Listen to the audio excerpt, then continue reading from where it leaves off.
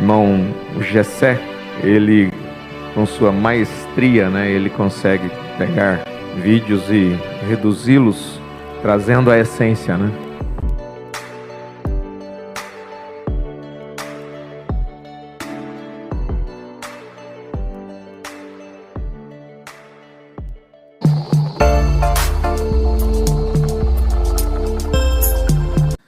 Então, segunda epístola do apóstolo João, no verso 9, ele diz: todo aquele que prevarica, prevaricar é deixar de fazer aquilo que é correto, aquilo que é certo, agindo de má fé até. Por má fé, não é porque não viu, mas é por má fé. Todo aquele que prevarica e não persevera na doutrina de Cristo, não tem a Deus. Quem persevera na doutrina de Cristo, esse tem tanto o Pai como o Filho. Gostaria de ler 2 parágrafos. O primeiro é perguntas e respostas sobre Hebreus de 57, parte 3. Agora, antes de começarmos a tentar responder as perguntas, e apenas recorde de que eu posso estar errado. Veja, eu não alego estar correto em tudo que eu faço. Eu tento ser correto, mas talvez eu esteja errado. E se estiver errado, então apenas me perdoe. E rogo para que Deus me perdoe também, porque não tenho a intenção de errar. Eu não tento respondê-las apenas para ser, ou de forma que eu simplesmente, para prejudicar. Eu as respondo no melhor do meu conhecimento. Veja, se eu tiver que mudar minhas ideias em uma pergunta da Bíblia, eu acho que esta é simplesmente a coisa a fazer. Deveríamos mudar a qualquer tempo quando a palavra de Deus fala, porque é a palavra de Deus.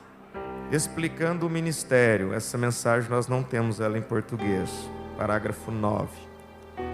E vamos apenas examinar novamente se isso não é bíblico. Então deixe isso de lado. Se eu alguma vez disser qualquer coisa na sua presença, como uma doutrina ou um ensino que não esteja na Bíblia, esqueça isso, porque não está certo. E se algum anjo, não me interessa o quão real ele pareça e quão inspirado ele seja, se ele fala contrário à palavra de Deus, deixe isso de lado. Ele não é de Deus. Gálatas 1:8. Ainda que um anjo do céu vos anuncie qualquer outra doutrina além dessa, que já foi ensinada, que seja anátema. Nós não aceitamos nada, a não ser o que Deus disse. O objetivo nosso neste ministério, que é o ministério de Cristo, não é denegrir, não é desfazer, não é desconsiderar o ministério que o irmão Brana teve nesta terra. Que isso fique bem claro. Agora, aquilo que estiver contrário, que não esteja de acordo com a palavra de Deus, conforme mostramos na terça-feira, quando lemos do Apocalipse 8 até o Apocalipse 11, compreendendo a veracidade do 7º anjo, por que eu tenho que ficar com algo que eu ouvi a vida inteira? Se o próprio está dizendo, na hora de mudar, é a hora de mudar. E João diz, todo aquele que prevarica, aquele que deixa de fazer algo por má fé, aquele que deixa de falar ao povo sabendo que deveria falar, é esse que prevarica e não persevera na doutrina de Cristo, não tem a Deus. É por isso que nós nos dispomos a sofrer. Você pode perguntar, por que, pastor Júnior? Para que isso? Por que isso? Estávamos tão bem. Porque a Bíblia não me permite mais prevaricar. Foram muitos anos prevaricando. No meu caso, eu não considero uma prevaricação, porque eu não fiz de má fé, até porque eu não sabia. Dizem que aquela pessoa que desconsidera a Bíblia na sua totalidade e considera todas as mensagens do irmão Brana como sendo absoluto, esta pessoa é chamada de branista. Por quê? Não são cristãos. Se fossem cristãos, naquilo que o irmão Brana confundiu, naquilo que o irmão Brana errou, conforme ele disse, eu posso errar. Mas é tão difícil falar isso, né? Como se ele fosse Deus. Ele é falível, como Martinho Lutero foi. Aí nós vamos para dentro da Bíblia. De repente, se eu citar o capítulo que Davi toma Betseba e coloca o seu marido na frente da batalha para morrer lá depois, para ele não ser considerado, né, aquela pessoa que ele seria, né, considerado. Se eu ler isso, então eu estou desfazendo de tudo que Davi foi? Não. Se eu disser que Salomão caiu com aquelas mulheres egípcias e pecou com a idolatria, eu estou desconsiderando tudo que Salomão fez? Se eu disser que Abraão mentiu ali naquela situação com aquele rei, eu estou desconsiderando tudo que Abraão fez? Não, não é assim. É para mostrar a falibilidade do homem. Incrível que a Bíblia não escondeu nada disso. Nós pastores temos que esconder. Então, vamos aqui. Então, se nós cremos hoje numa doutrina dispensacionalista que em 1830 decidiu pegar Apocalipse 2 e 3, que são as igrejas da Ásia, e dividi-los em eras, e depois, com o passar dos anos, dividir estas eras em datas, e depois acrescentar mensageiros às eras, porque às vezes a gente pensa assim, só o irmão Branham acrescentou os mensageiros às eras. Não foi. Russell, ali no final do século XIX, ele, que foi o fundador da igreja, aquela da Torre, Testemunhas de Jeová, ele, como um seguidor da doutrina dispensacionalista, ele percebeu então que as eras, ou melhor, as igrejas da Ásia de Apocalipse 2:3 foram divididas em eras, e então ele veio e falou, se elas são eras, elas precisam de anjos. Então ele vem e estipula 7 anjos, dos quais eu não conheço quase nenhum, só conheço os 3, né? Que é Paulo, da primeira era, Lutero, da sexta era, e o próprio Russell, que se considerava o mensageiro da sétima era, o anjo da sétima era. Então isso aconteceu com o fundador da igreja Testemunha de Jeová, Charles Russell. Como se explica o termo, a fé para o rapto está nas mensagens? Bom, a primeira coisa, isso não é bem estabelecido, que o irmão Branham disse isso, né? Quando o irmão Branham diz algo parecido com isso na mensagem absoluta, fala assim, que aquilo que ele estava pregando, aquilo ajudaria o povo a ter fé para o rapto, aquilo levaria o povo à pregação. Se os pastores começarem a tomar, como estão tomando, este termo, a fé para o rapto está nas mensagens, o que eu vejo, o que eu consigo ver por trás desta frase? Uma maneira de segurar o povo na mensagem. Eu fico pensando assim, não existe um povo facilmente escravizado, mentalmente, socialmente, se esse povo lê a Bíblia. Não tem como, irmãos. Não tem como ser escravizado. Por que eu estava escravizado então? Eu cria nisso aqui, que a fé para o rapto está nas mensagens. Eu cria. Não creio. Irmão Walden disse que nunca creu, né? E eu criei. Eu fui um dos maiores branistas dessa terra. Se alguém falasse dele, eu bateria. Então é para vocês entenderem quem eu fui. Hoje eu desconsidero ele? Não, gente. Não o desconsidero, não desmereço. Se eu desconsiderar ele, sabe o que eu tenho que fazer? Fechar a Bíblia, não é sentar aqui não, e sentar aí. Porque falar assim, se você desconsiderar ele, você tem muita coisa que é verdade que você aprendeu dele.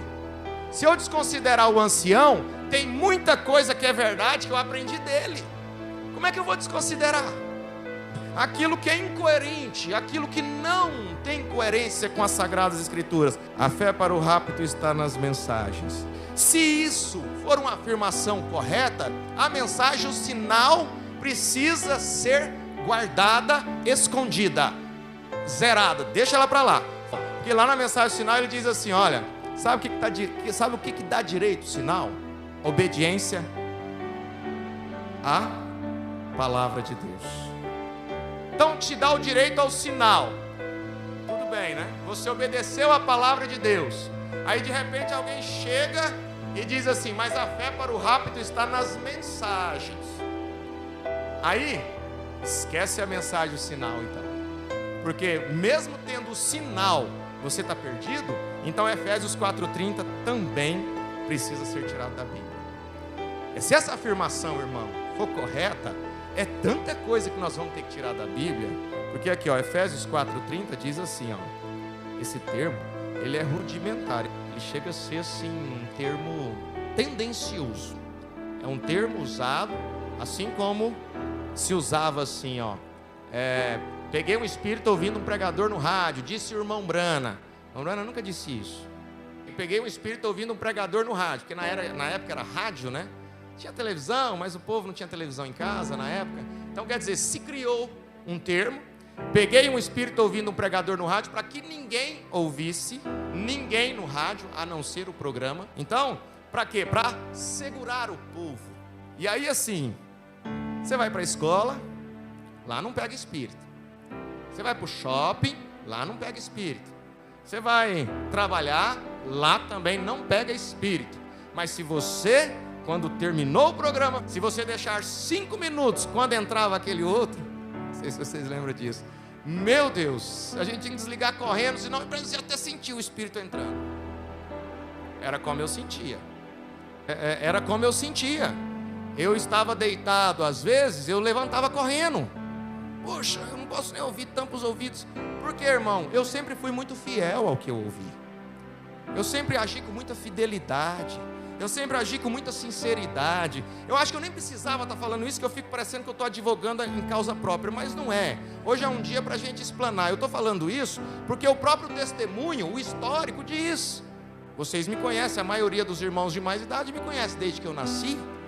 Quer dizer, não precisava estar dizendo, mas a gente diz isso para vocês compreenderem como nós agíamos. Então, irmãos, deixa eu dizer outra coisa aqui em cima disso, né? Efésios 4:30 diz assim, ó: e não entristeçais o Espírito Santo de Deus. Se você obedece à palavra de Deus, você tem direito sinal. Então não entristeça este, que é o Espírito Santo, que é o sinal, no qual estáis selados para o dia da redenção. Olha o que esse Espírito Santo faz, ele te sela para o dia da redenção. Não existe tal coisa como fé para rápido. Existe. Você precisa do Espírito Santo, você precisa do novo nascimento. É São João capítulo 3. Você precisa de São João capítulo 3, do novo nascimento. Você tem um novo nascimento? Você tem o Espírito Santo na sua vida? É o que você precisa.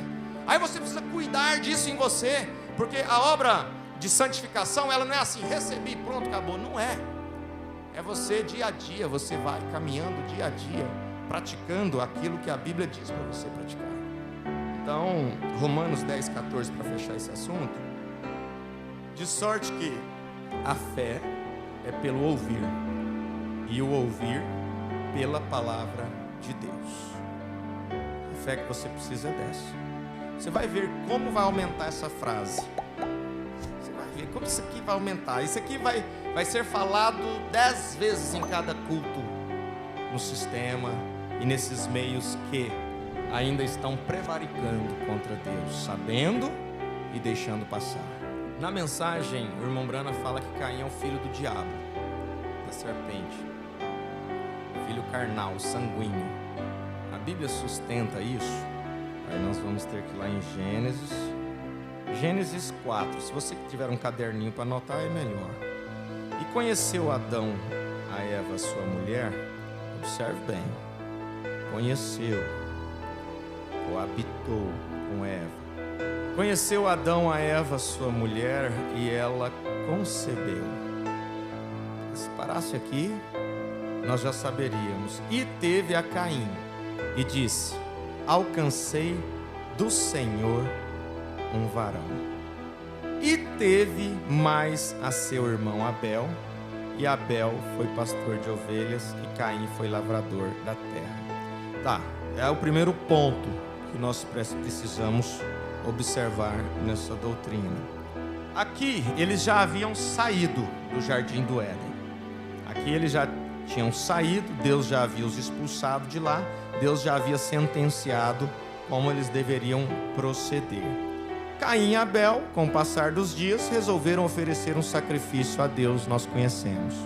E lá no versículo 6, ele irou-se. E o Senhor disse a Caim: por que te iraste? E por que descaiu o teu semblante?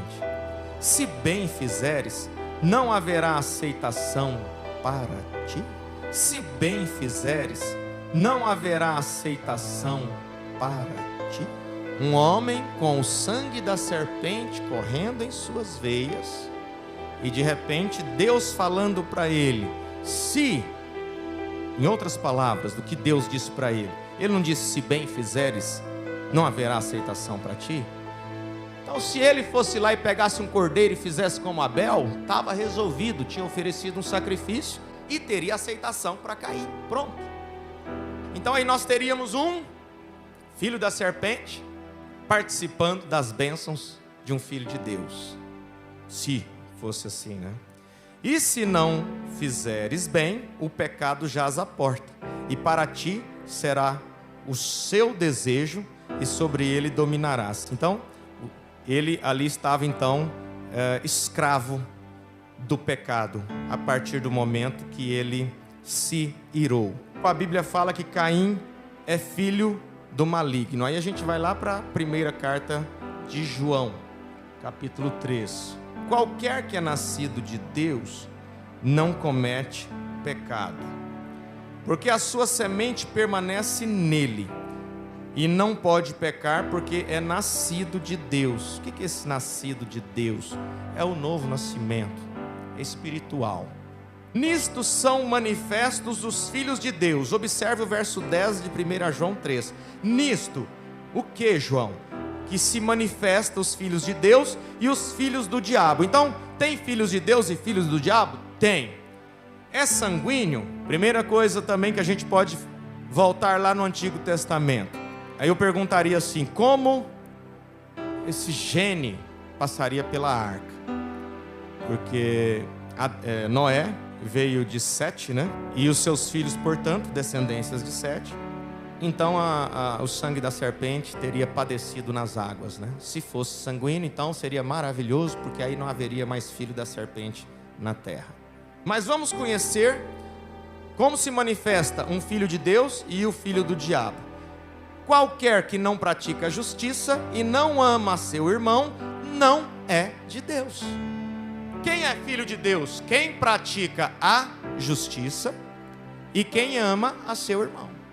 O que Caim fez? Foi injusto e matou seu irmão. Ele continua: porque esta é a mensagem que ouvistes desde o princípio, que nos amemos uns aos outros, não como Caim, que era do maligno e matou a seu irmão. A Bíblia diz muito claro, era do maligno, ou seja, filho do diabo, porque não praticou justiça e não amou o seu irmão. Mas, paralelamente a Caim, quem Jesus chamou de filhos do diabo? Vós tendes por pai o diabo, sacerdotes, fariseus, porque não estavam praticando justiça e amando ao próximo. Então, irmão, é muito sério. Praticar justiça e amar ao irmão e amar ao próximo é o que manifesta em você ser um filho de Deus. Nós dissemos no início do culto, 1 Coríntios capítulo 13 precisa ser muito patente nesse momento que estamos vivendo. Nós precisamos amar uns aos outros. Nós temos visto muita fúria, muito afã, e parece que as mensagens, os áudios, se a pessoa estivesse frente a frente, ela dava um tiro na cara da outra, com aquela raiva, com aquela fúria. Quer dizer, está manifestando o quê? Está manifestando que não ama e que, portanto, não é filho de Deus. Eu não estou querendo usar minhas palavras, né? E conheceu Adão a Eva, sua mulher, e ela concebeu e teve Caim. Adão conheceu a Eva. Eva engravidou da serpente. Eu acabei de ler. Adão conheceu a Eva e ela concebeu e teve a Caim. Temos que sair da caixinha, temos que sair dessa bolha, dessa coisa que eu sei que você está, a dificuldade de sair, de dar um passo para trás e dar uma olhada por cima, sair daquela fumaça e olhar por cima para ver toda a situação, ver a planta baixa, né? Sai por cima e olha a planta baixa para você discernir ali as repartições, né? Aqui a Bíblia diz claramente que Eva engravidou de Adão e depois engravidou para ter o seu filho Abel.